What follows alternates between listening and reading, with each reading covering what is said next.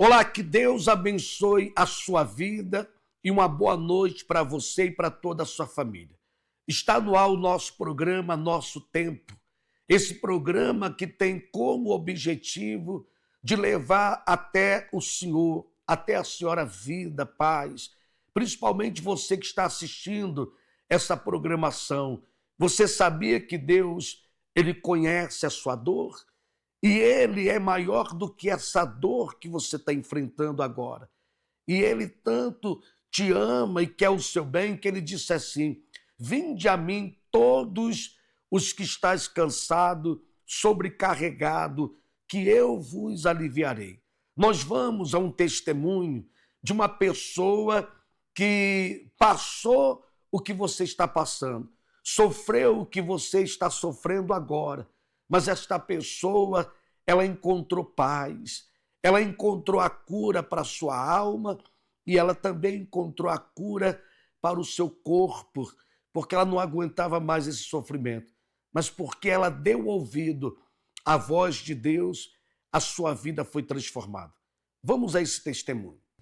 Quem via o sorriso por fora não imaginava o que se passava por dentro.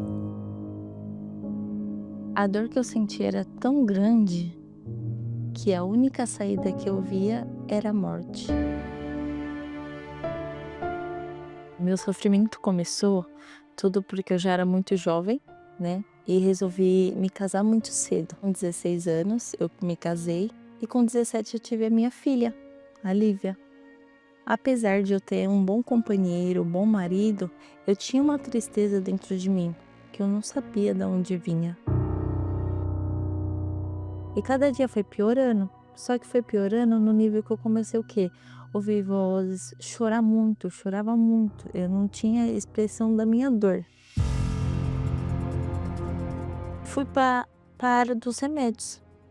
E ali, para mim, a médica falou que eu ia dormir mais tranquila, que eu não ia sentir tanto aquelas coisas que eu sentia, aquelas crises de choro, aquela dor. Eu comecei a introduzir o remédio. Só que aí foi se passando e o remédio não foi funcionando. E aí eu voltava de novo no médico e ela aumentava a dose, aí aumentou mais para 2, 3. Aí foi quando eu já não dava conta daquela dor. Aquela dor para mim não tinha Deus que fazia mudar aquela situação.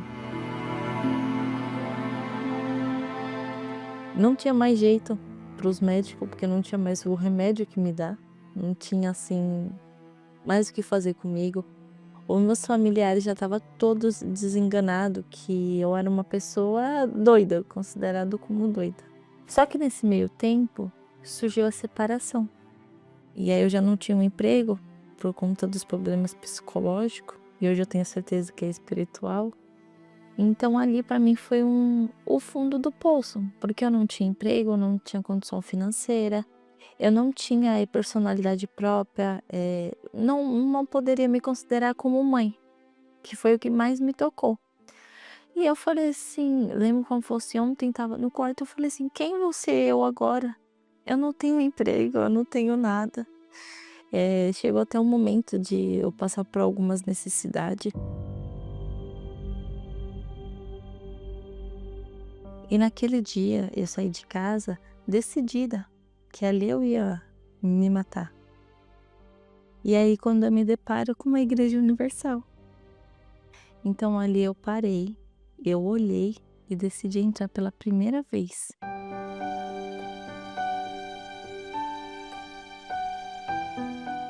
E orei pela primeira vez, do meu jeito. E comecei a falar pra ele, eu falei assim, quem sou eu? Eu não sou ninguém, eu não tenho família, eu não tenho ninguém que gosta de mim. Por que eu devo ficar aqui? Aí eu falei, se o Senhor é Deus, eu quero esse Deus na minha vida. Eu preciso ver você. E eu saí daquela reunião, voltei para casa, voltei a mesma coisa. Mas ali eu sentia que como tivesse um peso, tivesse saído. Ou falar para ele que eu não era ninguém e que era mais fácil ele me levar dali mesmo. Porque eu não tinha mais sentido para a vida. E ali eu comecei a me sentir muito acolhida. Comecei quase em todas as reuniões, porque aquela paz que eu sentia, eu queria em todas as reuniões. Só que eu não tinha aquela paz dentro de mim, na minha casa. E aí, um belo dia, foi quando uma obreira me atendeu. E ela falou assim: Tânia, essa paz que tá aqui, ela pode ir com você.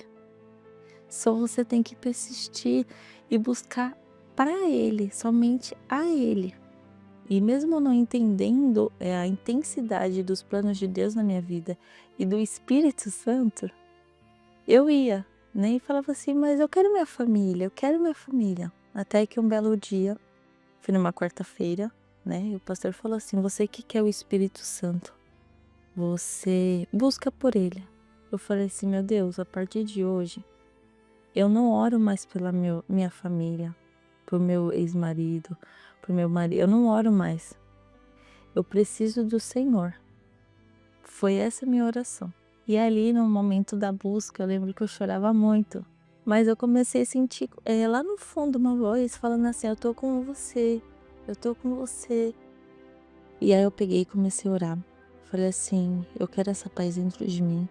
Eu quero poder ser exemplo dentro da minha casa. Essa paz tem que estar comigo por onde que eu passar. Eu comecei a buscar. E naquele momento eu senti um cuidado e um amor. Eu me emociono porque para mim foi muito especial. Parece que o cuidado que eu não tive a vida inteira, eu senti dele. E não era pelas coisas materiais que eu tinha, mas era assim um amor que ia ficar tudo bem e que independente do que acontecer, eu estaria com o meu Senhor. E ali eu saí com uma certeza que eu falei assim, poxa, eu sou tão importante aqui, né? Falei pra mim mesmo, com uma paz, com amor. E aí, até então, o Espírito Santo me fez uma nova mulher, me deu vida para aquilo que era impossível para mim, né? Hoje eu sou, graças a Deus, uma mãe presente, né? Sou uma ótima filha hoje e, além de tudo, sou muito grata por tudo que Ele fez.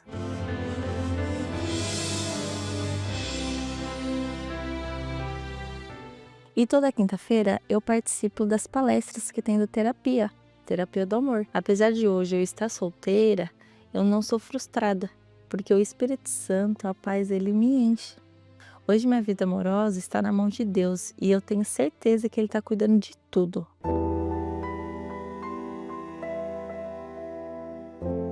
Para quem não tem Espírito Santo, eu falo busque de todo o coração, porque Ele é o único que pode transformar qualquer situação.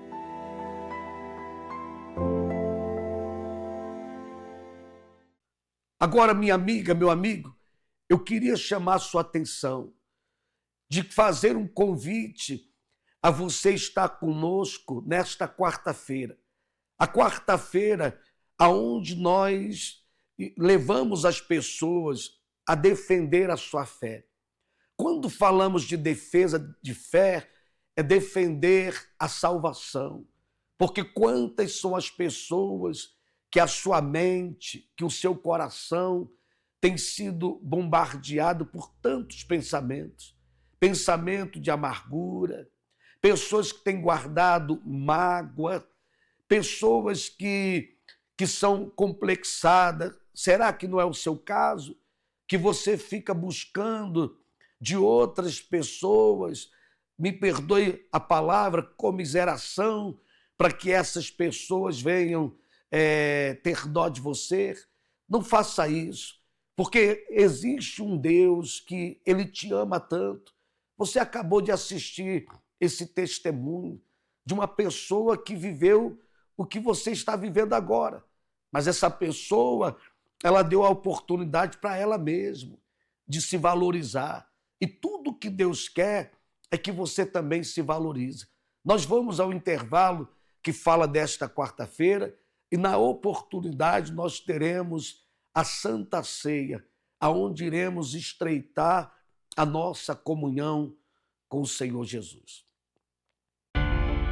Você protege sua casa. Coloca senha no celular, tranca o carro, investe em segurança. Mas e a sua fé? Aquilo que sustenta sua vida, sua salvação e sua eternidade. Você tem protegido? Os tempos são perigosos. Dúvidas, ataques, distrações e tantas outras investidas do mal surgem diariamente para enfraquecer sua principal arma, a sua fé. Aprenda a blindar a sua conexão com Deus. Participe do estudo Defesa da Fé, nesta quarta-feira. Estamos de volta e gostaria que você agora anotasse o endereço para a sua felicidade. Está aí no seu rodapé do seu televisor, na rua Padre Chagas, no número 3536. Fica bem no centro da nossa cidade de Guarapuava. E eu quero que você tome posição diante dessa situação que você está vivendo. Você que não quer sofrer mais. Você que diz assim, eu vou tomar uma decisão.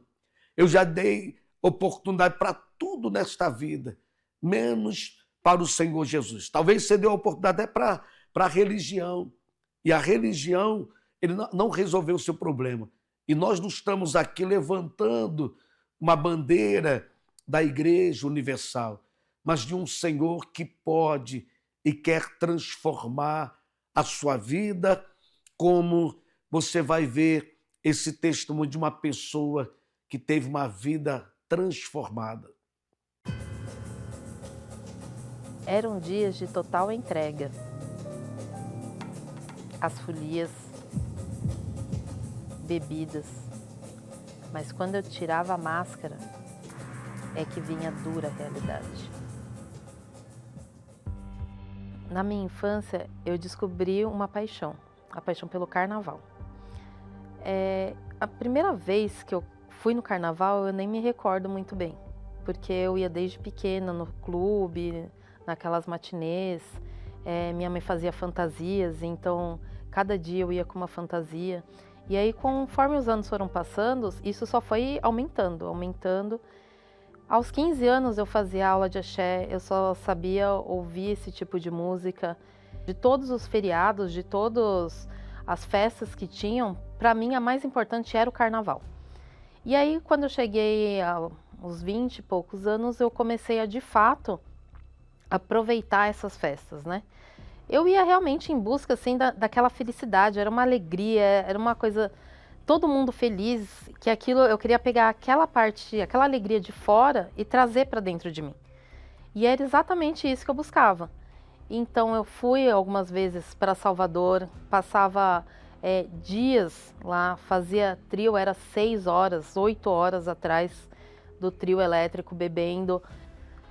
Até teve um episódio que eu peguei no camarote, eu bebi tanto que eu fui conduzida à enfermaria e eu tive que tomar glicose na veia. Quando acabava a festa era a pior parte. Pior parte no sentido da ressaca moral, aquela quantidade de exagero, aquela quantidade de bebidas, noites inteiras acordado, todo mundo tumultuado daquele jeito. Enfim, eu não sentia que eu estava fazendo algo que de fato era moral. Assim, era muita briga, você vê muita briga, muita gente... a bebida traz isso, né? A bebida traz muita confusão, muita coisa ruim, você não consegue acompanhar nada positivo. Pega um ali, tá pegando o outro ali, é uma orgia que as pessoas não têm... As pessoas perdem totalmente o senso, né, do que estão fazendo. Então, quer dizer, você acaba perdendo um pouco da sua ética e da sua moral, do que é realmente, né, moral você fazer. Fora a questão de gastos, né? Eu me endividava o ano inteiro, a gente brinca que era uma viagem de 1 ano e 7 dias, porque você pulava carnaval 7 dias e pagava 1 ano. Eu voltava, deixava às vezes de pagar uma conta, de pagar coisas que eu tinha que pagar, fazia dívidas por conta que eu precisava, era um sentimento de precisar estar ali.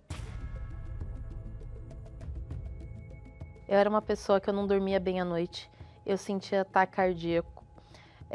Se eu ia entrar em algum lugar que estava escuro, eu punha a mão primeiro para tentar acender a luz, para depois entrar, porque eu tinha a sensação que sempre tinha alguém atrás de mim, sempre tinha alguém me perseguindo. Eu acordava à noite sentindo a pessoa me segurando meus braços. E eu sentia um vazio, assim. Muitas das vezes eu chegava de uma festa, de uma noite, assim, e eu começava a chorar. E eu nem sabia por que eu estava chorando. De uma angústia, assim, uma coisa ruim. Eu não conseguia entender o porquê daquilo. Se eu estava com amigos, se eu estava numa festa, se eu estava me divertindo, por que aquilo me trazia uma coisa tão ruim? E eu olho as fotos, assim, que eu tenho, antigas, assim, eu tô sempre brincando, eu tô sempre sorrindo, eu tô sempre alegre. Eu não acho nenhuma foto minha que eu não esteja vivendo uma vida que eu poderia olhar hoje e falar assim, nossa, eu queria viver essa vida. Mas por dentro não era nada daquilo, por dentro eu não sentia nada daquilo. Só quem vive isso, assim, essa festas, essas coisas, que pode entender o que eu tô falando e sabe como é. Então você tá ali, num minuto você tá rodeado de gente, você tá curtindo, você tá sentindo uma alegria, algo que você fala assim, é isso, aqui eu tô feliz, de fato. E 5, 10 minutos depois, quando você chega em casa, você vê que aquilo tudo é uma ilusão, que aquilo não é nada, que é como se se tivesse tido um sonho. E aí você se encontra de novo sozinha, você sente uma dor profunda na alma, você se sente vazia. Eu me sentia assim. Então eu me sentia vazia, eu me sentia extremamente solitária, por mais que eu olhasse dezenas de fotos e por mais que meu celular tivesse um monte de mensagens e todo mundo me chamando para festas e todo mundo, vamos sair, vamos não sei o quê, nossa, como você é legal, como eu tenho amigos, como eu sou uma pessoa popular, mas eu em casa eu me sentia sozinha, eu me sentia uma pessoa extremamente triste, extremamente depressiva. Essa é a palavra, assim. O que as pessoas estão procurando no carnaval? Tentar trazer alegria para dentro de si. Trazer alegria. Se você precisa dar uma festa para ficar alegre, meu caro, alguma coisa está errada com você. Meu pai, ele foi convidado para conhecer um lugar. Ele foi, gostou, aí ele falou, olha, eu acho que vocês vão gostar. Falou isso para mim e para minha mãe. E aí minha mãe foi. E aí ela falou assim, olha, acho que você vai gostar. Eu falei, tá bom, então vamos. Quando eu cheguei lá, era o Templo de Salomão. Quando você entra, é um fato, você sente algo diferente. Eu não consigo explicar, mas é uma paz que realmente aquele lugar te traz. E aí a gente gostou, aí eu fui outras vezes, né? E aí, nesse processo de reunião em reunião, de fé em fé, eu fui aprendendo. E aí, aquilo que antes eu não... A bebida que me interessava muito, eu fui abrindo mão. E eu já fui perdendo a vontade daquilo. Então, toda aquela tristeza, aquela sensação de solidão que eu tinha, eu passei a não ter mais. E eu fui descobrindo uma vida nova. De fato, eu nasci de novo. Eu nasci de novo porque eu tive uma nova vida. E aí, depois que eu me batizei nas águas, cerca de 1 mês e meio depois, eu recebi o maior presente que eu poderia receber, que foi o batismo do Espírito Santo. Quando a pessoa recebe o Espírito Santo é paz, é alegria, é amor. Tudo que a pessoa busca aí fora. O mundo busca paz, o mundo busca amor, busca alegria, mas nas coisas que não podem oferecer. E o Espírito Santo oferece isso naturalmente para a pessoa. Eu lembro que eu estava na igreja sentada nos últimos bancos. E aí foi no momento da busca e eu já estava em pé, orando. Eu tive uma certeza que Deus estava comigo. Eu tive, eu não sei explicar, é uma felicidade, mas é uma felicidade, uma certeza que tudo aquilo que eu buscava, eu tinha encontrado. E aí, naquele momento eu senti que ele falava para mim, tudo vai dar certo, agora eu tô aqui. E isso me deu uma paz tão grande, isso me deu uma certeza, isso fez com que eu tivesse certeza que qualquer coisa que vier, eu posso passar, eu posso suportar. E esse é o maior tesouro que existe. Não existe uma bebida, não existe uma festa que o ser humano possa fazer que vai te trazer a alegria que o Espírito Santo te traz. Antes eu precisava das festas, eu precisava do carnaval, eu precisava das bebidas para trazer essa alegria para minha vida. Uma alegria passageira, uma alegria enganosa. Hoje eu não preciso disso. Hoje o Espírito Santo traz toda a alegria que nada pode tirar de dentro de mim. Toda aquela fantasia, toda aquela máscara que eu usava de carnaval ficaram de lado. Hoje em dia eu sou feliz. Hoje em dia eu sou fonte. Eu sou fonte de felicidade. E aquela alegria sai de dentro de mim, não é mais de fora. E na minha vida se cumpriu aquele versículo de João 16, 22. E o seu coração se alegrará e vossa alegria ninguém tirará.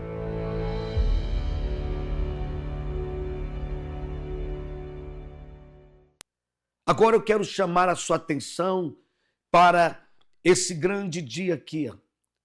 O grande dia que nós vamos ter a presença do bispo Misael Silva. Ele vai vir numa caravana com um propósito de abençoar você e toda a sua família. Nos lugares aonde o Espírito Santo tem levado o bispo Misael, muitas pessoas têm sido curadas, famílias têm sido restauradas e pessoas têm se entregado para o Senhor Jesus e muitas dessas pessoas até receberam o Espírito Santo. E nós vamos ter a oportunidade de receber ele aqui na nossa cidade de Guarapuava. E eu quero convocar aqui o senhor, a senhora e toda a sua família. Você vai escrever o seu pedido e você vai trazer no altar, nesse dia 2, que vai acontecer essa concentração de fé e milagre, às 19h30. E eu tenho certeza que o término desta concentração, você também vai contar o seu testemunho do que Deus vai fazer na sua vida. Pronto-socorro, o médico já estava esperando para atender ele, que eles já tinham ligado. Aí falou, mãe, a gente tem que fazer um novo exame aqui. Aí fizeram um novo exame e ele falou, realmente constatou que a gente estava pensando, só que já era noite. E nós vamos buscar um hospital de referência para ele iniciar o tratamento. Para onde? Aí ele já teve que ficar isolado para começar o tratamento. De uma hora para outra... De uma hora para outra. A vida virou de ponta cabeça. Foi. Situação, hein, mãe? Foi terrível mesmo, né? Foi porque os remédios, a químio, a gente começa a ver como passa mal, como que a pessoa sofre, né? E muda. Ali pode ver que ele tá assim transformado. Nessa época que ele estava fazendo as químios, ele emagreceu muito, ele chegou a pesar 29 quilos. Depois que eu dei à luz, um mês depois, começou a sair bolhas na minha cesariana e ela foi subindo pro meu corpo e eu não sabia o que era. Aí o primeiro diagnóstico foi catapora, mas depois de 2 semanas tratando de catapora, eu fui no dermatologista e aí foi diagnosticado com pênfigo foliáceo, que é conhecido como fogo selvagem. O mundo virou de ponta cabeça. E ainda com um recém-nascido de 1 mês no meu colo, mamando. E eu também tinha uma filha na época, né, de 4 anos. O senhor é o esposo? Sou. Como é que foi nessa época aí? Foi difícil, né, bispo? Porque a gente não sabia o que era. E como a gente está vendo ali, começou uma feridinha logo depois que nosso filho nasceu e tomou conta do corpo dela. Já totalmente despedaçados, familiares seguem nessa batalha pela vida dos entes queridos, driblando o descrédito da equipe médica. Quando nós fomos para o outro hospital, que ele já começou aquela correria, que os médicos já falaram, nós vamos fazer o que a gente pode, tipo, como não tem mais jeito.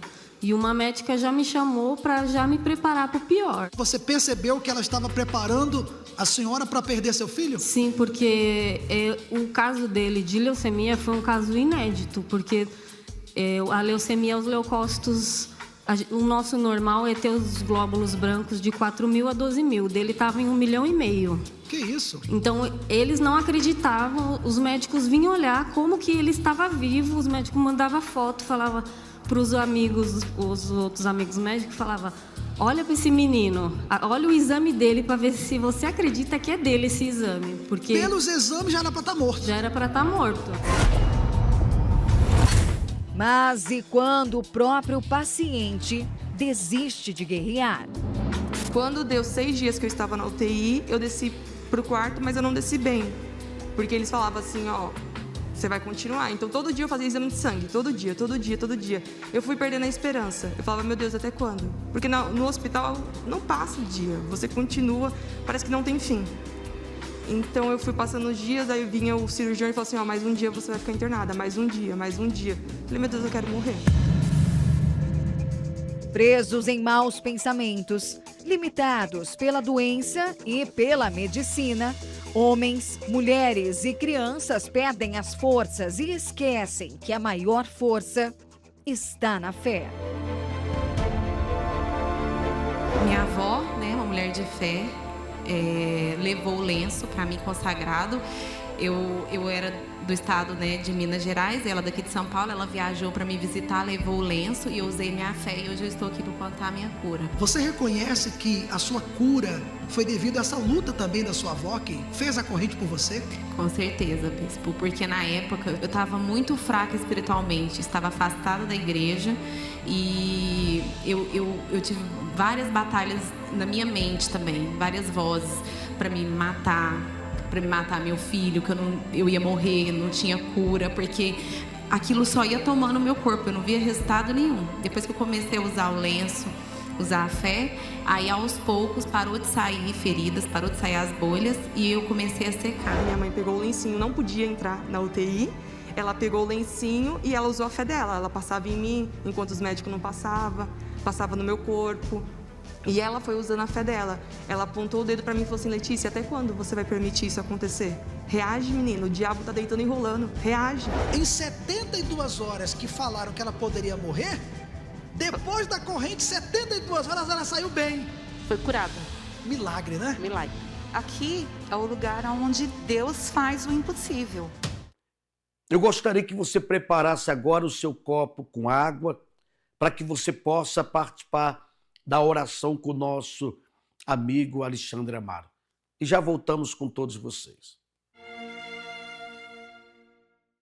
Senhor nosso Deus e nosso Pai, nós oramos pelas pessoas que se encontram doentes, aflitas, angustiadas, meu Deus. Existem pessoas agora num leito de dor, numa clínica internadas, pessoas prestes a fazer uma cirurgia, pessoas que nos assistem num hospital, meu Deus. Move a tua mão sobre a vida delas.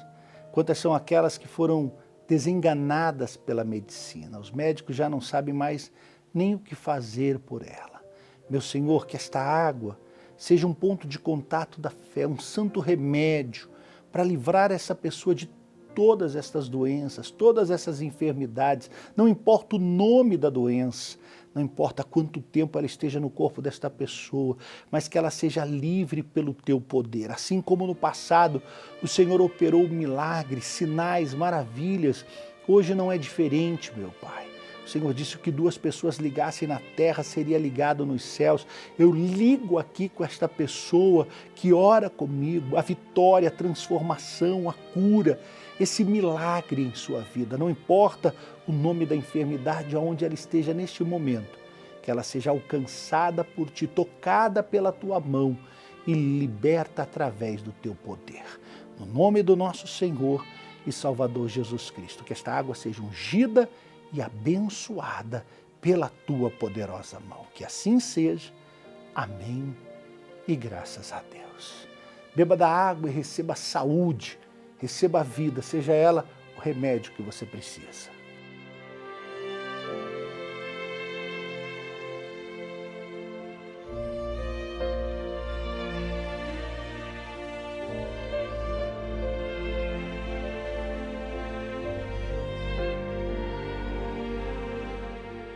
Graças a Deus, amigo, amiga, Creia no milagre. Deus ele faz o impossível se tornar possível quando há ação da fé.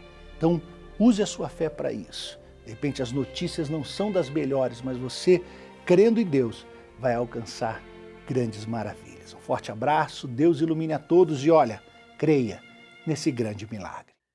Nós estamos chegando ao final de mais uma programação, mas eu quero deixar essa imagem aqui do que vai acontecer no dia 2 de maio da nossa Universal aqui de Guarapuava.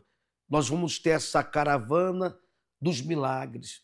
E aonde o bispo Misael tem chegado, muitas pessoas têm sido curadas, libertas através do poder da fé. O milagre não é o bispo que faz, mas o Senhor Jesus lhe deu e tem nos dado essa autoridade para que no nome dele as pessoas sejam libertas, sejam curadas, famílias sejam restauradas, lares sejam restaurados, pessoas que têm chegado endividadas, desempregadas, Deus tem dado a direção como ela sai dessa situação difícil que ela está vivendo.